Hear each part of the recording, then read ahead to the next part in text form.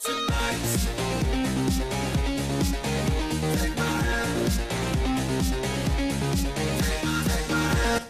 je vous dis les Frères Lumière ou Georges Méliès, ces noms vous disent sûrement quelque chose. Mais si je vous dis Alice Guy, ça ne vous évoque peut-être pas grand-chose. Et pourtant, c'est la première femme réalisatrice de l'histoire du cinéma. Et contrairement à ces messieurs, elle a été un petit peu oubliée. Eh bien, justement, une exposition lui rend hommage en ce moment, ici au centre Jules Verne à Forêt, qui vient d'ouvrir ses portes. Nous sommes dans un ancien cinéma et donc il fallait rendre hommage un petit peu à une dame un peu méconnue du 7e art qui était Alice Guy. De plus, quand j'ai vu le dossier et que j'ai vu que Alice Guy était décédée le 24 mars et que nous allions ouvrir le 24 mars parce que c'était les 120 ans de la mort de Jules Verne, on ne pouvait faire que l'association avec elle, le cinéma et Jules Verne. Le commissaire de l'exposition, c'est Jean-Pierre Sonnelier et donc on l'a un petit peu complété, aménagé pour les visiteurs bruxellois.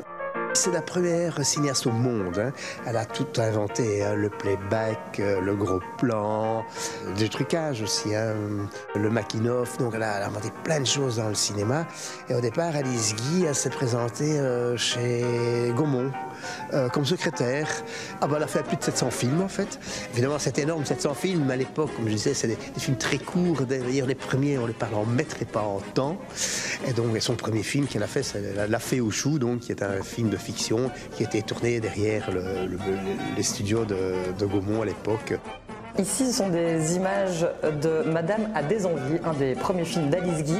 Et c'est un des films qui montre le mieux l'utilisation qu'elle fait du gros plan pour qu'on soit au plus proche des émotions du personnage. Puis elle est partie aux États-Unis aussi, où elle a créé la Solax, un des plus grands et un des premiers plus grands studios au monde, avant Hollywood d'ailleurs. Hein.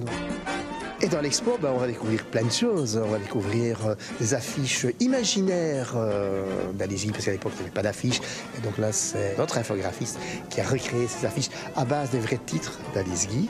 On pourra aussi, de ces films, oui. On pourra aussi aller voir un peu plus loin. On pourrait faire un photoshoot dans La Fée aux choux.